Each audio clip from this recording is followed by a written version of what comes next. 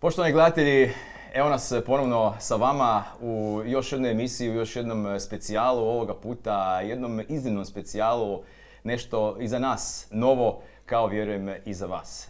Danas su sa nama u gostima ne jedno već dva gosta od velike važnosti za hrvatski hokej, osobito za KHL Sisak i za Alpsku ligu, ali i za hrvatski hokej općenito. Po prvi puta u ovih godinu dana koliko radimo podcast, ovu ćemo epizodu napraviti u potpunosti na engleskom jeziku. Tako da mislim da će svi naši gledatelji koji govore engleski doći na svoje, a vjerujem i oni koji razumiju engleski također da će biti jako zadovoljni. Pa ćemo se prebaciti.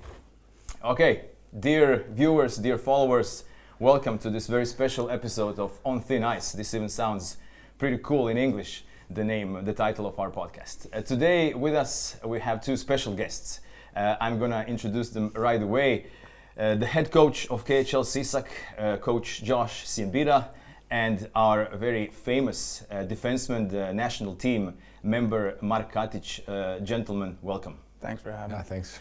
I'm very excited that you are here. Lots to talk about. This is our first podcast in English. I think our English-speaking viewers will be very, very happy to kind of listen their language and kind of get into what's going on in Croatian hockey with Sisak and with the national team. It is customary in our podcast to kind of introduce our guests to talk about their careers. Josh, you have been the talk of the town in Sisak. Before you came here, you were the assistant coach of Yale University. You spent 1 year also as the assistant coach of Cranbrook Bucks at British Columbia Hockey League. And Mark, I think most of our viewers know you rather well. You have been the member of the national team for quite some time, a pretty integral part of the national team, and right now you are a member of Villacha in Ice League. Gentlemen, am I correct so far? Yes. With the info? Yeah. Anything, Josh, you would like to add? Anything about this, your path from the assistant coach in the NCAA through BCHL to Sisak? What would you say? How did this experience? How did you kind of get to Sisak, and how did this experience in the NCAA formed you? Let's say as a coach. I think. Working in the NCAA, you're working with a lot of guys who are aspiring to be pros, right? And they're also working with the demands that getting an education, doing both. And that was something for me that was, it was a great learning experience to see what they were doing during the day and then coming to the rink and working in the afternoon. And then obviously working not only with the players or coaching, but working with staff, people who've had success at all levels. Learning every aspect, whether it's tactically, bench management, dealing with the players, and then it was interesting for me to go back and then work in junior hockey where they're actually aspiring to go to college. So that was new for me as well, to get that side. Now how that kind of translated for me to get out here, it was a different challenge. It was something that I knew nothing about. I had never been here. Obviously, knowing what Mark's path was and that he's had some time here, it was certainly, it was very interesting. It was different, but it was something that I wanted to take on, and I'm very fortunate to be in the position I'm in. Excellent. Mark, at the moment, Ice Hockey League, former EBEL, for all the viewers here, a very important league, something that kind of was the talk of the town while Medveščak was playing. You are in Villacha now. How do you feel? How is the season going? And you said that you were pretty much injured the entire season, but when will you be back? Yeah, so I got injured the first preseason game. I actually came back this past weekend, but I kind of had a little bit of a problem, so I missed the third period of the last game, so I'm not sure how my shoulder's holding up right now, but I think it's good. But yeah, for the most part, we have a strong team. We started off playing really well, but not getting any wins. So we're playing well, but we just weren't getting the wins. And now, the last 2 weeks before the national break, we we finally started getting some points, and it's looking really good from here on out. So it was a tough start for me personally and for the team, but things are getting better really quick. Okay, I hope you get well pretty soon and continue where you left off. Yeah, I hope so. You two are connected, and the story of how you got to Sisak is also connected to Mark. Yeah. You are a Canadian coach. You come from the homeland of ice hockey, and you come to a small town in Croatia. I think it's like a film scenario, film script. Yeah. How did you become the coach of KHL Sisak? When Luka Vjarchov was here in the first episode, he said it was a lucky chance for Sisak that you interviewed for the job, and that he was impressed, blown away by your hockey IQ. So tell us about. Well, I mean, first of all, I felt the same way about Luka. And I think the connection there is obviously with Mark. I've followed his career, not only being back home, but him playing out here in Europe. He'd always told me how beautiful it was here, what the hockey was like here, what the people were like. And he had called me during the World Championships, which I didn't expect it. And he said, hey, I'm with the national team. I'm sure you're watching us. And he told me, I think there's something that you may be interested in, and I think it's worth taking the phone call. So we talked about it a little bit further. He told me a lot about the Croatian guys, because there was no speaking of the imports at the time, because I didn't know how it worked entirely. And talking about hockey and what he was saying about them, what I was watching, and then having the chance to speak with Luka and what he presented to me, not only what we had, but what the foresight he had moving forward with not only Sisak hockey, but hockey in Croatia. It was something, again, that it was hard to turn down if I had gotten that opportunity. And as we went a little bit further in speaking with Luka, I was very impressed with him, what he wanted to do, and I was very fortunate to have the chance to do it. Excellent. And Mark, your role in the whole story in getting Josh to accept the job? Yeah, no, I have a small role in it. I know I was... don't be modest. No, he is. Yeah, so I had a small role. So I was having coffee with Luka, and he was drinking, and then he said, I got to go. I got to, interview a coach. And I started thinking, I was like, Josh would be perfect for this job. So I talked to Luka afterwards, and I was like, hey, I know this guy, Josh. I don't want to tell anybody what to do, but just give him a call. Just do me a favor, give him one phone call, and I think you'll be blown away by him. So, and honestly, the rest after that, I didn't want to interfere too much and make Luka or anybody else, not that they would feel the pressure, but I didn't want to stay on them and kind of influence more in any way, just because it's not, it wasn't my hockey team. It was just a suggestion, because playing with those guys, I became really good friends with them. And I really felt Josh could help. So the only thing I did was say, just make one phone call, talk to him. I think you'll be blown away, and just go from there. And if it's not a fit, I'm not going to hold it against you. I'm not going to not be your friend, but just make that phone call. The only thing I asked, I just said, just make that one phone call, and I guess the rest is history so far, because they were, like you said, they were blown away by his hockey smarts and his personality and everything. So people say I have a bigger role than I did, but I literally just suggested him just for a phone call, not for the job or anything, but just that one phone call. So that was about it for me.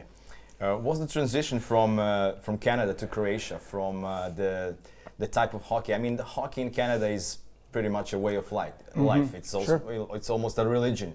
And you come here to a country where people mostly talk about football or soccer, basketball, handball, water polo. The other sports in hockey is kind of, let's say, in the background. I mean, we have a hockey community, which I think is a close-knit one. But did you feel this transition when you came to Croatia? Did you come immediately to Sisak or maybe to Zagreb before? I spent a little bit of time in Zagreb, obviously arriving here, and then I went to Sisak pretty quickly, actually before everybody got there. And I was actually blown away by the people. having known kind of what we were doing, and obviously they found out I was there, and everybody was coming by to whether it's say hi or offer support if needed, or any help with anything. And through that, I learned how excited they were about what was taking place. And you have to remember, it's already been here before us. But there's just the transition into the Alps League, and how well they knew the players.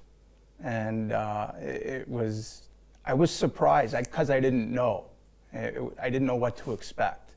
And then getting here, seeing it, I'm not surprised the support we get at this point, and the excitement that's not only gone on at Sisak. Was it motivating for you? Absolutely, absolutely. And I think it's been motivating for the players. I agree. Yeah. No question. I mean, so I couldn't ask for anything more, really. Like, you want it from both sides. You want guys to get results, or your team to get results, but you also want to feel it from the people in the stands, or the people around the organization, who have been fantastic as well. And we've gotten that, and I think that's been a big part of why things have gone as they have early on in the season. Mark, I'm going to just go back a little bit to the past. Everybody was heartbroken how Medveščak ended their story. It lasted for quite some time. What is going on now with Sisak reminds me of a little bit of Medveščak, because we have this hype. Hockey is again, becoming more and more important. People are talking much more. People are going to games, and now Sisak is kind of the focus, the center of attention. Before that, it was Medveščak. Would you say that what Medveščak did in the EBL and later on in the KHL, how did it affect? What did you notice? How did it affect the people here? Everybody was crazy about hockey, and then when it stopped, everybody was pretty heartbroken, and I think people are kind of scared that doesn't happen again. Yeah. We want it to continue. We want hockey to be kind of a steady thing in Croatia. Yeah. So I know when I first got here, it was for the KHL, and I knew the history before with Medveščak in the EBL and how passionate their fans were.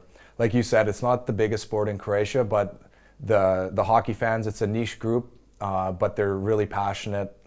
And I still see Medveščak sweaters around town. And oh yeah. So no, it was such a big thing when I first got here, and obviously before that, you can see the buzz around the city about Medveščak, especially when we were doing well in the KHL that first season. And yeah, like myself, I was heartbroken too when it didn't work out the way everybody planned. I left my fourth year here at the trade deadline to go to Sweden, and it was, how can I say it, not unexpected, but I was really hoping that we'd continue here, because my wife and I really loved it here and we didn't want to play anywhere else. So, and for the fans and everybody, it was tough to see. And then hockey kind of went dark for a while besides the national team. So there was no high level hockey, especially after they left the ICHL 2 years later. So for me, it was great to come here and see how passionate the Croatian fans are about hockey, and to see it come again, especially knowing the guys on the team again and seeing how people are rallying behind them. The fans are out supporting. So I wasn't here for the beginning of Medveščak in the EBL, but I feel like it's very similar. And it is, yeah. So the hockey fans are back out in full force, and it's nice to see, because I feel like we have good athletes in Croatia, really good hockey players. They just need a chance to showcase themselves in a good league. So I'm super excited for them to be back. I'm following every game, and not just because of Josh, but because of the friends I made on the team. So I'm praying it goes well. I think it will, and I'm excited to see what the future holds for Sisak. Yeah, I think everybody is. Me too. Let's talk about the AHL, the Alps Hockey League, and the players you have in the team. Before you arrived, did you know anything about the AHL? Did you know any of the players? I knew very little, and obviously what I knew was watching the national team, and with speaking with Luka, and he spoke in high praise of everybody, and I quickly realized the potential that was here and the talent. And now being here, the commitment was something I didn't know what it was, or resources, right, or support from the fans. And it's blown me away. How far is it from when you see the players, when you see the style, how they play? How far is it from what you experienced in the NCAA and maybe what you've seen in Canada at some level? Okay, I'm not talking about the NHL, Sure. but would you say it's very different from, or is it close? I think there are many comparables. I think it depends on the league. And again, are we talking about college players or junior players? Because with us, we have some experienced players who have had success at the pro level, but we also have some young players as well, right? And they've done a great job here early on. I think their ability and their talent would translate, but it also depends on where you go, what style you're playing, and who you're playing for as well, which has a major impact on that.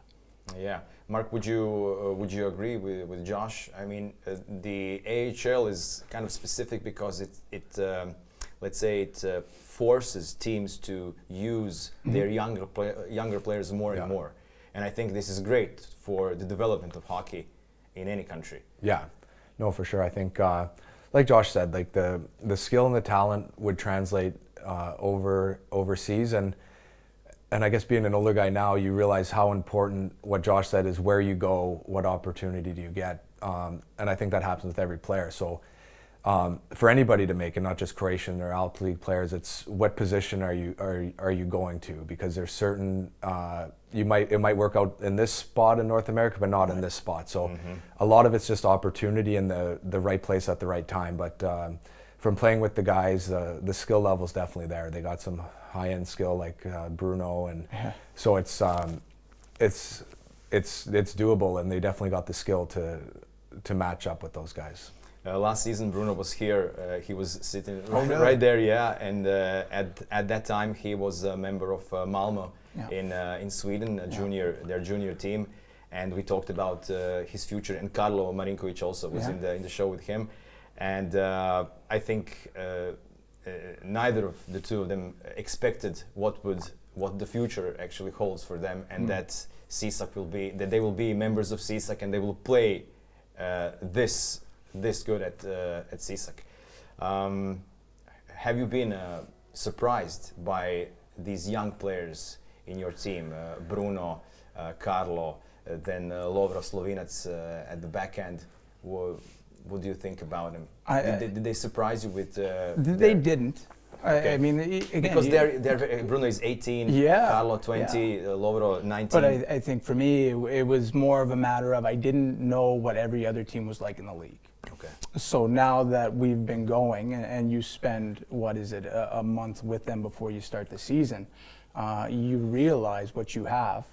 And then it's just a matter of how does that translate once we start? And clearly they've even stepped a notch above that as well. So that's always a positive thing, not only for them in their development, but for our hockey team and then hockey here moving forward.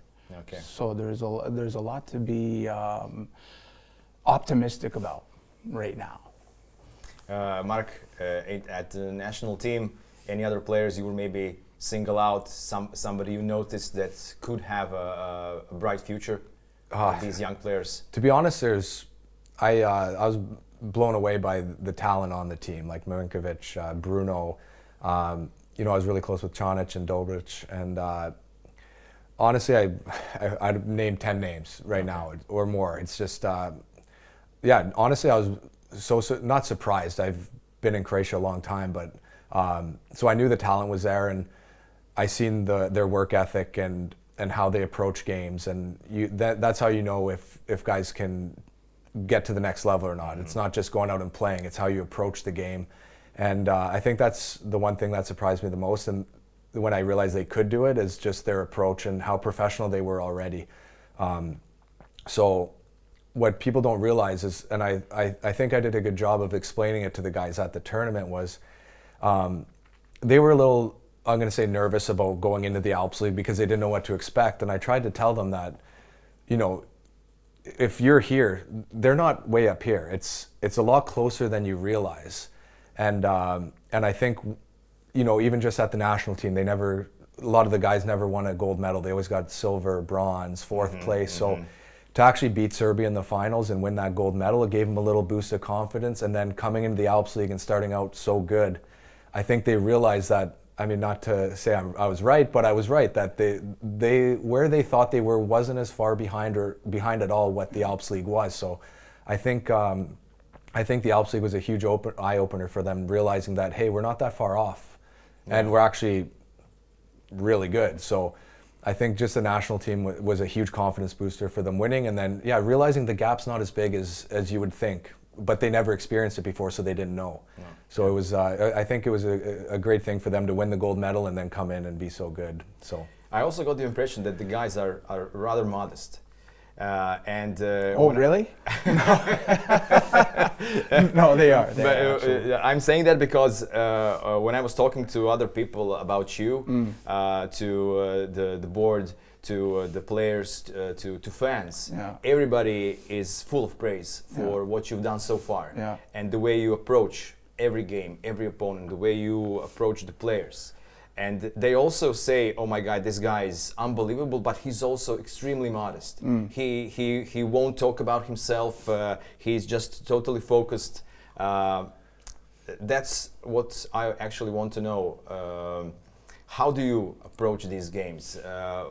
Can you share maybe some of your tricks of the trade? You know, because this result Sisak has done so far is definitely not something that happened by chance. This is a lot of preparation probably went into it, and I think you are definitely one of the most important people behind this process. Yeah, well, I appreciate that, but and I've said it all along, the credit goes to the players, because even as a coach, if you're right, even if you're right and you have everything down to a T, it's still them.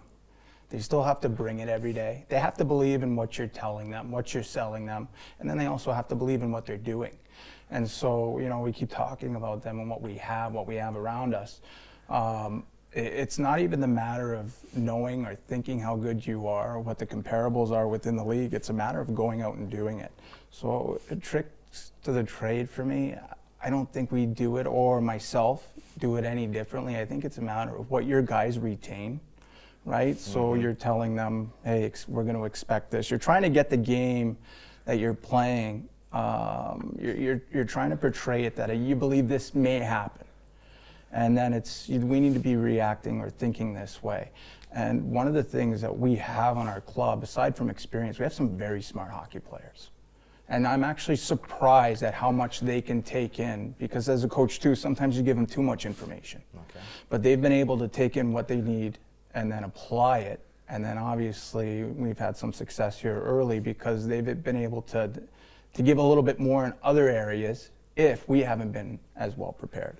So I think that it goes to them, absolutely. I sometimes think that they were kind of thirsty for this hockey knowledge, because some of them, I think, some of them told me that some of the things you taught them, they heard it for the first time in their young careers, and it made a huge difference for them to kind of have this an entire new, let's say, area to learn, to kind of get into. Right, and I don't know if we're really doing it any different than anybody else. Sometimes it's just terminology or smaller details. Okay. Right? Maybe it's offensively, what you're looking at. Maybe it's the way that you're attacking on the wing. Maybe it's outlets. So you're always told to go up the wall, whatever it may be. And we have a team that is very good in possession of the puck. So you're trying not to give that up. So you have to find other ways, if teams are taking something away, other ways to get those areas of attack back. And again, for them, they're capable of doing it because they had the instincts, the smarts, and they're able to play it at a high speed as well. So yeah, it was pretty obvious in all of the games. I mean especially in the first couple of games, when you really destroyed the Gardenia team and the Ice Baron team. It was a pleasure to watch. And I wanted to ask Mark, have you had the chance maybe to watch some of the games Sisak played? I've watched one, which was when they played in Villacha against us in preseason. Okay, preseason. But other didn't work out too well for us. Yeah, no, but who were you cheering for? I was cheering. I was cheering for you guys. But any comparisons maybe in the style of play, in maybe the players you have and the players Sisak has? How different is that? You know, it's with the skill level. It's not as, like I talked about earlier, it's not as big of a difference as you'd think. Everybody can skate and shoot. I think at the end of the day, we're a little bit older. We have a little more experience in the pro game, which just translates to a little. It's an advantage. Yeah, it's an advantage, and you can handle your emotions a little better. You know when to go, when to not go, just little tricks of the trade you learn over experience. So, yeah, it's like I said earlier, it's not as big of a difference as you'd think. Just like in the different leagues I played in, when I went from the AHL to the NHL, guys are a little bit better, minus like the top guys like Crosby and like guys like that, but it wasn't as big of a transition as I thought it would be.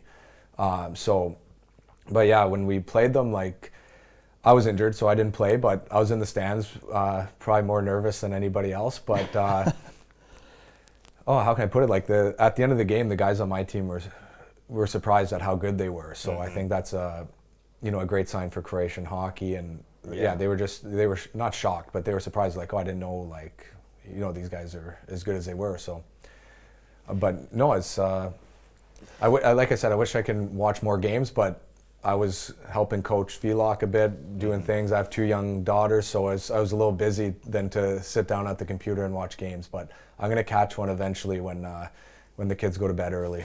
Great. You haven't had, Josh, that much time to prepare for the season. You came, I don't know when exactly did you kind of officially became the head coach. How early was that before the season started? I think it was mid-May. Mid-May. Okay, so there were kind of 4 months. There was some time in there. There was some time. Sure. And you were able to create this amazing chemistry, I think, among the players. Any insights on how you managed to do that? How did you prepare for the season? What were your primary things? That goes back to Luca and the work that he did, and again his foresight. So I think he deserves a lot of the credit there, because he was relaying the players and what we had, and how he thought it would go, where he would like it to go to me. And then as those conversations took place and we started talking about import players, it was a matter of kind of finding those holes. So he was doing a lot of the work there. From my end, it became, how can we maximize what we have? Where are we today without having spent time with them? And where do we want to be, let's say, after the first 10 games in November? Where do we want to be at the end of December? And what do we have to do to get there? So I was impressed with him, again, from our prior conversations, and I think he did a fantastic job of putting this team together. And as of right now, I think everybody has played a large part as to where we are today. Yeah, I agree. Have you had any part in maybe acquiring players? Maybe input. So, and that was one of the things I was very appreciative of, is everything or every player he was looking at or was in contact with, there was dialogue between himself, right, or him and myself. And that was important because I felt like I was part of it. So there was good communication, and it was an open line of communication. And I think that may have been kind of the start before getting the team together, that there was some chemistry there, that there was, we were thinking the same way in a lot of ways. And if we weren't thinking the same way, we valued each other's opinions or thoughts. And so once it came to the players and everybody arrived, it didn't feel, or I didn't feel like I didn't really know what I was getting or what I was walking into. And I felt like the group that we had, especially the Croatian guys, were a lot tighter than I anticipated, which what I thought was a major advantage at the time. And then our imports have done a fantastic job of implementing that self into that group. So I'm thinking, as of where we stand right now, there's still a lot of work to be done, and even building chemistry. But they're showing that, it takes everybody to make it work. Have you had any, or did you have any team building kind of, field trips or something? Not as much as we would have liked, but I think because of the way our schedule was early with the Continental Cup, right? Both weekends, Yeah. and then some of the travel that we did, it forces you to be closer together. So I think we're going to have the opportunity to do a little bit more the second half, but I don't know if they really want me in there anyway, right? I'm sure they've had enough of me, which I totally understand. But that shows kind of the connection that they already had and the work that they're doing, and that's our leadership as well. Whether it's guys with letters or guys who are a little bit older with experience, where I don't feel as though I have to have my hand in all of it. And there's been a lot of times where they've said, we'll take care of it, and we're making sure that everybody does. So it's the guys, it's the team that I would chose say the so. captain? And No. Well, there's input, obviously, Okay. but you're looking for guys. Being a leader is not easy, Yeah. right? It's rewarding, and it's nice when everything's going good. But there's a lot of times that's the line between them and our staff, where if things aren't going well, those are the guys you're looking to, as if you're looking at the coaches as well. And I think they've handled everything extremely well. Would you say that the Continental Cup beginning of the season and this October weekend, was it more of a distraction for you or a chance to kind of develop your game further? I think it's a chance to develop your game, and I think that's where you want to be. I think no matter where you are, what organization, you want to be playing for championships. And to be in that position, right, they've obviously put themselves there from prior work. So for all of us to have that opportunity and be in that position it was good for us. And I think it's going to be important for us moving forward. What we learned, whether it was positive or negative, there's stuff that you take from those 2 weekends that I think have even played a part in, what we've done early on, some of the growth and some of the learning. And you have success early, and obviously the second one was a little bit difficult for us at times. The Rattan game didn't go well for us, but the way we responded the next day was extremely important. Yeah. So there was that going on, which will have a lot of value moving forward. Mark, have you had any experience with the Continental Cup? I mean, the ice clubs, they play in the Champions League, Yeah. right? But before that, any games? No, I've never played the Continental Cup. I've just played in the Champions League and the European Trophy. That was a while ago. But yeah, so I knew about the Continental Cup, but I've never got the opportunity to play in it. Yeah, but I think we could all agree that it's like you said, a chance to develop one's game, chance to compete for a trophy. Absolutely. Yeah. Whether it's in the league or Yeah. some tournament, which can, I don't know, boost the confidence of players. Yeah, no question. And it's exciting for the fans, Of course. right? I'm Yeah. sure it was exciting for everybody here. Yeah, definitely. So moving forward, we certainly want to go a little bit further. That's the plan. I noticed almost every player in the team who played at least half games has at least a point in the team, which is amazing. And I wanted to ask you about, would you say that this team has an identity and what that identity would be? Because we like to kind of draw parallels with the NHL, and sometimes we talk about your former team, the New York Islanders, as a defensive team, a team that is very hard to play against. Yeah. And then you have, let's say, the Edmonton Oilers, which is an offense, Yeah. a lot of goals, a lot of shots. How would you describe Sisak? What kind of a team? Early on, the plan was to be more of a counterattack team, which is both, a balance of both. Now, whether you're stronger on the defensive side or the offensive side, that's determined when you start playing games. And then once we got started, we were having some success offensively. So we've actually adapted a little bit to being a little bit more of a possession team. But I would still like to say, I think everybody today wants to be good in transition. It's very important for us, and I think when we are good in transition, we are very difficult to play against. And it's shown we have some pretty good offensive players, but we've also got some great defensive performances as well. Whether you could talk about Ivan, right, or Loro, and Villy's been great for us. Really, amazing. Never mind what he's done just within the crease, but the presence that he has, the way he comes to work every day, it goes a long way, because it's not easy to play on a team like this at times, because if you're working to create a lot of chances, there's going to be times where you're going to give up quite a few as well. And the way he's handled it, and then you know, some of the saves he's made or the nights he's had, it just makes you more confident to continue to go the way you're going. But you also understand there has to be a balance at some point, right? So I think you were amazing at both ends of the ice, and your special teams are fantastic so far. The first power play in the league, 42.5%. First penalty kill, 87.5%. And I think, as far as power plays are concerned, none of the teams are even close to you. Right. And it was especially effective in the beginning of the season. Yeah. Any particular reasons for that? How did you prepare these special teams? Personnel, really, to be honest with you.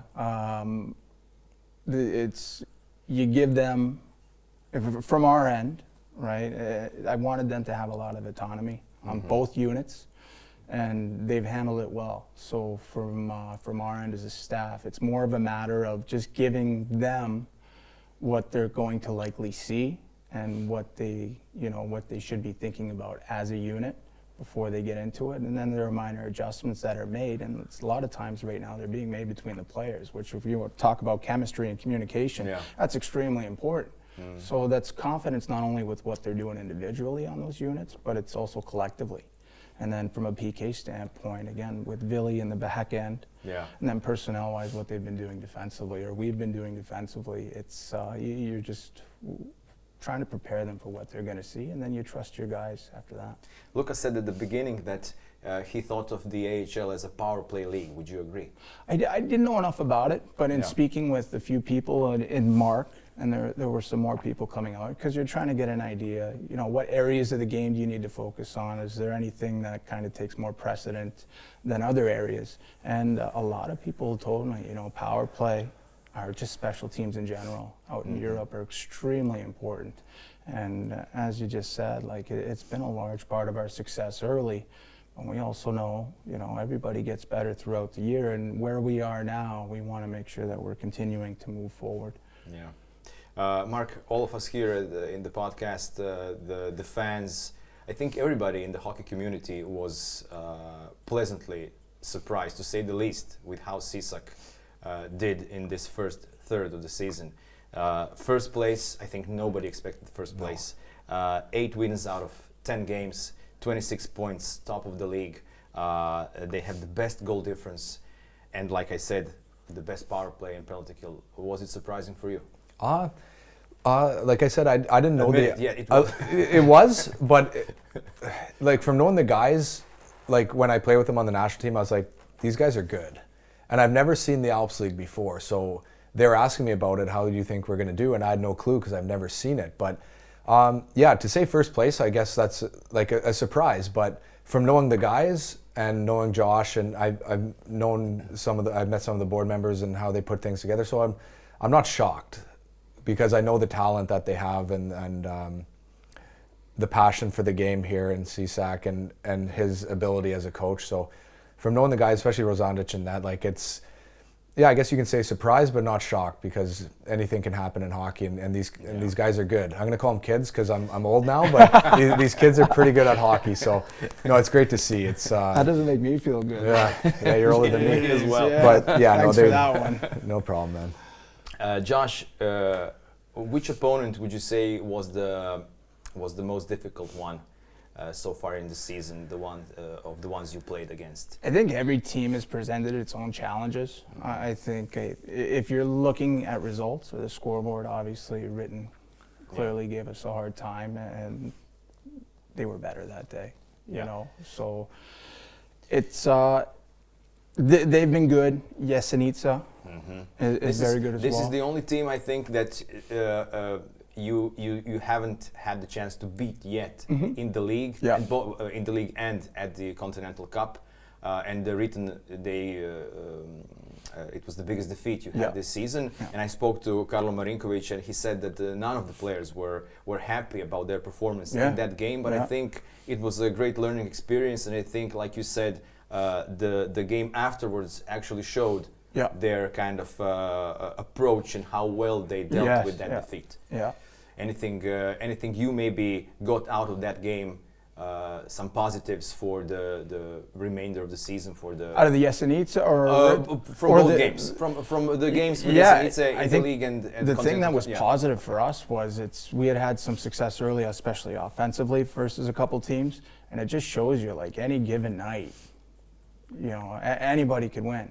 And as much as we had a couple games where we tilted the scale a little bit, and the fact that it happened to us, it wasn't a positive within the moment, but it was a very good learning experience, because if we're not prepared to play, whether it's players or staff, if we're not doing what we're supposed to be doing, there's enough parity within the league where this could happen. It's not just us having the ability to do it to other teams. Yeah. This could happen to us.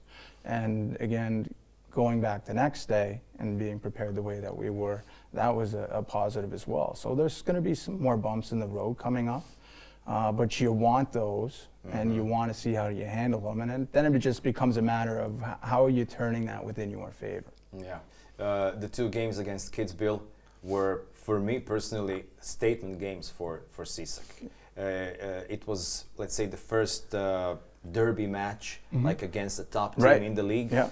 And you played in front of your home crowd, and you kind of wanted to prove yourselves. I mean, the players wanted to prove themselves against the top team in the league, and you performed, you know, amazingly.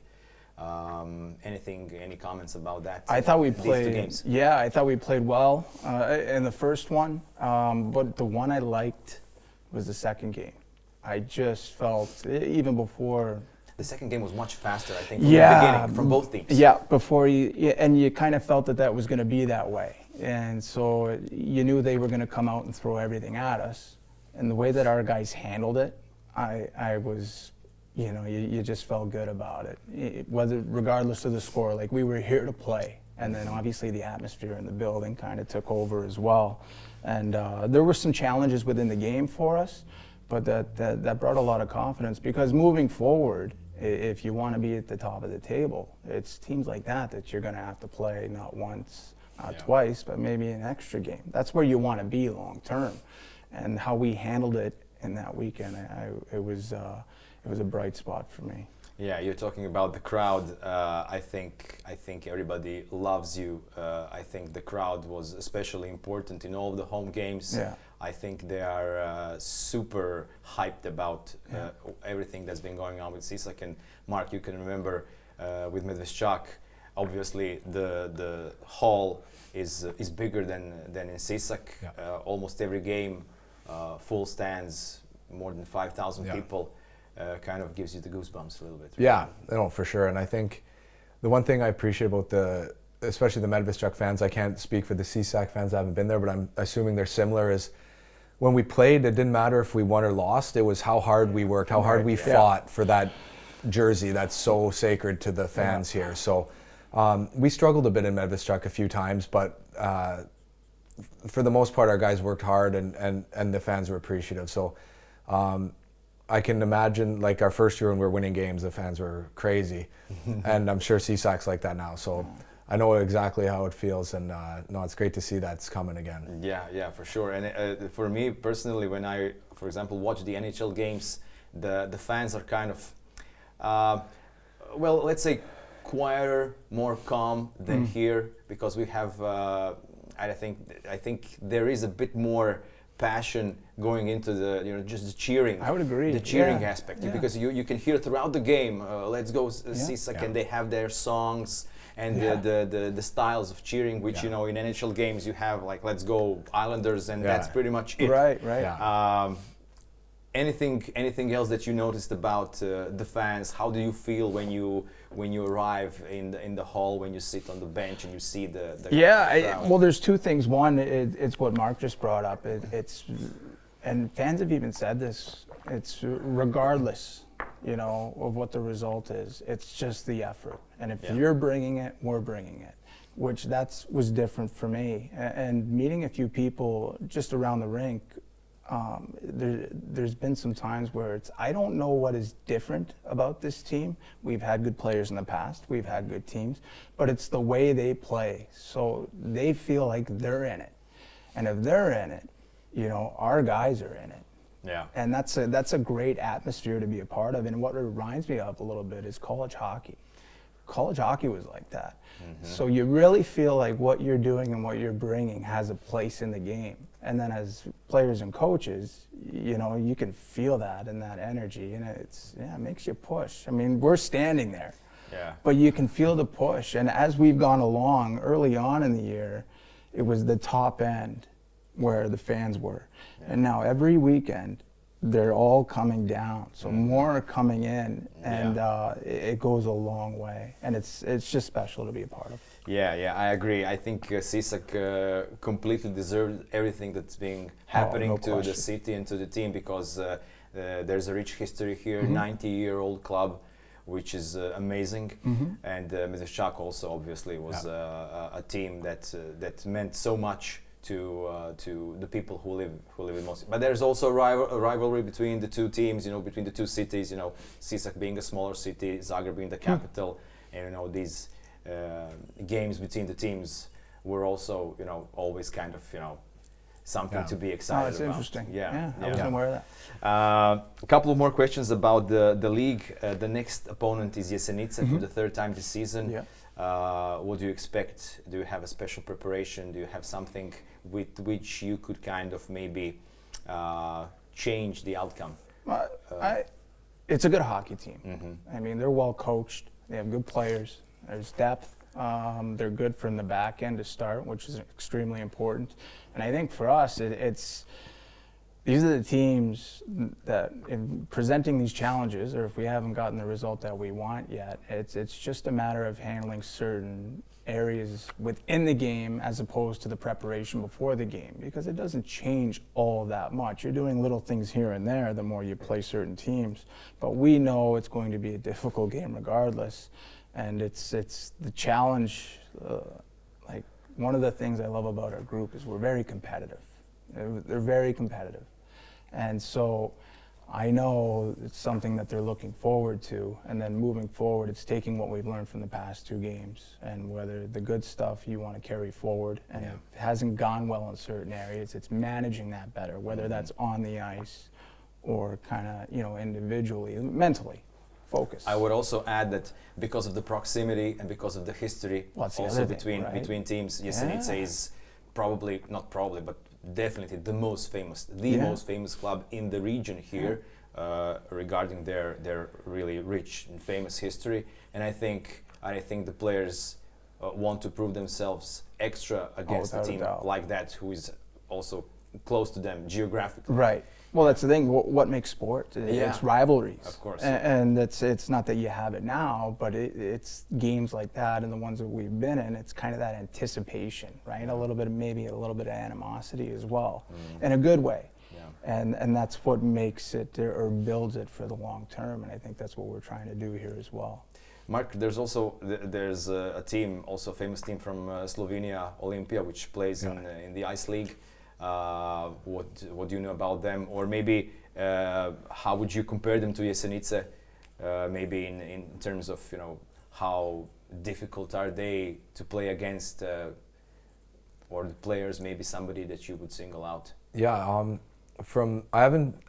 played Jesenice too in preseason, so I watched them play, and they're a really strong team. I think we beat them by 1 goal, but it came with 1 second left to win it, so it was a tight game, and they're a really strong team, like Josh said. And in terms of Ljubljana, they are one of the better teams in the league this year. The Slovenians are they've done well in hockey the last, obviously for X amount of years, but in recent years, the last 20 years with Kopitar, Mrsak, the 3 guys in Bremerhaven. So they got some big players, and they play a really fast game. They play quick, and I played with 2 of them last year in Villacha, Sabolic and Tomasevich. So it's fun to play them, just because like living in Zagreb, it's always fun to play a Balkan team. So it's they're very strong, and from watching Jesenice, they're strong as well. And obviously the rivalry between Jesenice and Ljubljana is huge too. So 2 really good teams, and it's I'm going to be excited to see how this one goes out. I'm gonna follow that, and we play probably Ljubljana pretty soon too. So hopefully they're watching that one. Great, guys. The time is quickly running out. I think we could talk, I don't know, for a couple of more hours. Because there are fans, the people who watch the podcast. they ask questions about the NCAA, the type or the organization, how games are played. But I think we can leave that for some other time. I just want to ask you a little bit, what do you expect, Josh, from the remainder of the season? Because I don't know when will I be able to talk to you again like this, because the schedule is so tight. Right. Do you think, and can the fans hope, and all of us who are excited about Sisak, can we hope that this great form will continue? And is it kind of, let's say, should we temper our expectations? Well, from the beginning of the year, everybody's asked me, where do you expect to be? And the expectation remains the same, is that we continue to get better day by day or game by game, which all coaches say it, but that's the truth. And so it's a matter of playing your best hockey by the time the playoffs come. And if we put ourselves in a position to be a contender at that point, for fans, the organization, the players, coaches, I don't think it's a matter of hope. Like, you're creating that belief. And I don't think they should temper their expectations. Like, you want to believe in something, right? And look what's taking place here. So there's confidence right now. There's a lot of belief as to what is going on, and it's just a matter of doing the work. Yeah. Mark, anything to add? No, I just think that, it's a great start. Obviously, they're in first place. So it's like he said, it's just a matter of progressing, getting better every day, because now teams know what to expect from Sisak. They know that they're going into a hockey game that's going to be tough. So it's one thing to get to the top, but I think it takes a special team to stay on top. Right. And from what I've seen of the guys at the tournament and how they've reacted so far to the Alps League, I think they have the mindset, the capability, the talent to stay on top. So it's going to be fun to watch them, try not to get knocked off that top spot. So, and I think they'll do a good job, because I know the guys, and they're great hockey players, and they prepare themselves. So it's going to be interesting to watch how they react to teams coming at them now. Yeah. Great, I like it. Final couple of questions. Josh, how did you settle in Croatia? Where do you live? Are you happy? Did you try the food? What appeals to you here? Everybody's been great, and I guess what appeals to me is everybody's so laid back. I think you're very appreciative of everything you have, everybody who's around you, everybody that you know. So I'm extremely grateful to be in the position that I'm in. I'm currently in Sisak. They put me not far from the rink. There's probably a reason for that. They want me to be there as much as possible. Again, I'm very appreciative of everybody that I've had the chance to spend some time with, and I'm glad that things have gone well here early. Yeah, Sisak is a small town, but a historic one. Yeah. I think it's very beautiful. Yes. Lots of things to do and see, and not far from the capital. Yeah. Also, if you want to, go to the big city. Yeah. No, it's I'm very lucky to be here. Yeah. Mark, do you spend the time in Croatia as well, or are you mostly in Villacha? During the season, I'm mostly in Villacha, but we come back here whenever we can. It's a little more difficult now with my oldest daughter's going to kindergarten, so we have to balance her school schedule too. But we're here every summer. We live in Zagreb, my wife and my two daughters, so we're here for not the majority of the year, but he loves it. Yeah. So So I don't blame him. Yeah. So I'm fortunate enough that my wife loves it too. So I mean, obviously you go where your wife's happy, but she's happy here. So. No, but we spend the whole summers here, go to the coast, stay in Zagreb. We have friends here. Over the years we've met a lot of great people that we call our friends. So we're proud to say we're from Zagreb now. Yeah, great. Josh, did you get the chance to go to the coast during the summer, maybe a little bit? I haven't had the chance to go to the coast. I'm hoping he's going to take me here at some point. Yeah, I think you'll be. I've heard it's unbelievable. Pleasantly surprised. Oh, surprise! All right, that's good. Final question before we say goodbye is a little bit about the NHL. I mean, Mark, you played in the NHL. This is a show or an episode just in itself. For the Islanders, are they your favorite team? Do you have any other favorite teams in the NHL? Growing up, I was a Leafs fan, and then when I got the opportunity to play in the NHL, and then it wasn't long, so it was just a cup of coffee. But as I got older and my friends were playing in the NHL, I didn't care so much about certain teams, more of like the certain players. Like, how's my junior teammate doing? How's my old Bridgeport roommate doing? So, I guess you can say the Islanders are a team I'm rooting for, because Matt Martin, that re-signed with them, I was his one of his really good friends in junior, and we played in Bridgeport together and with the Islanders. So him and Casey Cizikas are still there, who I lived with in Bridgeport. So I'm rooting for the Islanders just because of those two guys. That we don't communicate anymore. It's been 15 years since we played together, but just seeing the guys I know succeed on different teams, that's mostly who I root for now, is more so players than teams. Okay, and Josh, you being from Ontario, Maple Leafs also your favorite team? No, it oh wasn't my the Leafs. God. Actually, I was a Montreal fan growing up. Yeah, my dad was a Montreal fan, so I became a Montreal fan, and being a goalie, Patrick Roy was, king at the time, right? So, but as I got older, I enjoyed teams like the Devils or the Red Wings, even though they had very good players. Yeah. It became more of kind of how teams played. Whether you like the teams or not, you're kind of learning, again, coaches or teams, bench management, player personnel, tactics. So a lot of times I enjoy watching the teams I don't know much about, because I feel that's when you kind of learn the most. Yeah. Guys, it's been fun. I thank you. I'm totally grateful for you to thank you. Take your time. I know that the schedule is tight. You play in Austria. Yeah. You have a lot on your mind probably right now, preparing for the remainder of the season. Thank you very much for being in our podcast. No problem. Thank you. I wish you all the best in the remainder of the season. I appreciate that. Mark, get well soon. Yeah, thank you very much. Ladies and gentlemen, this has been, I think, for me personally, a great experience and a great episode. I hope you will enjoy it as well. Thank you for watching, and I will switch to Croatian again for the end. Cijeni gledatelji, evo, nadam se da ste uživali u ova dva fenomenalna gosta. Gledajte nas i dalje, pratite hokej, pratite Sisak i sve ostale naše klubove. Do sljedećeg puta, srdačan pozdrav. Vidimo se uskoro.